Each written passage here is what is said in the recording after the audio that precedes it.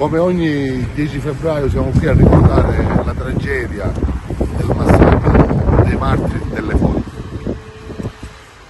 In quel periodo storico, troppo spesso dimenticato, con il tentativo addirittura di cancellarne il ricordo, i nostri connazionali perirono nel confine orientale, per quelle terre che un tempo erano venete, poi italiane e poi invece si persero, furono perdute per sempre. E in quella perdita non ci fu solo una perdita di territorio, ma una perdita di vite umane, uomini, donne, bambini trucidati per una sorta di pulizia etnica portata avanti dal maresciallo killer Tito, al quale incredibilmente alcuni anni fa questa via era intitolata. Alcuni anni fa si è posto rimedio a questo obbrobrio e quella via infamante fu cancellata e sostituita degnamente da via Martiri delle Foibe.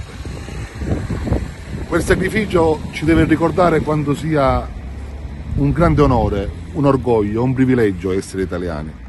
Come dimenticare il sacrificio di Norma, che solo perché aveva fatto una tesi sull'italianità dell'Istria fu prima arrestata, poi torturata, stuprata e abbandonata nella piazza del suo paese, avvolta da un tricolore intriso del suo stesso sangue. Ed è una ferita che portiamo nel cuore affinché queste tragedie non si abbiano più a ripetersi.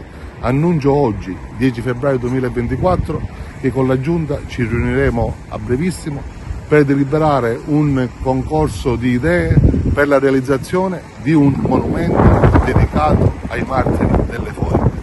Anche la Sicilia, da giovane ragazzo feci una ricerca e ottenni l'elenco dei siciliani che morirono nelle foibe. Anche la Sicilia deve contribuire al ricordo di quell'eccidio, perché è una ferita che ancora gronda sangue e che rappresenta ed è una parte del rosso del nostro tricolore.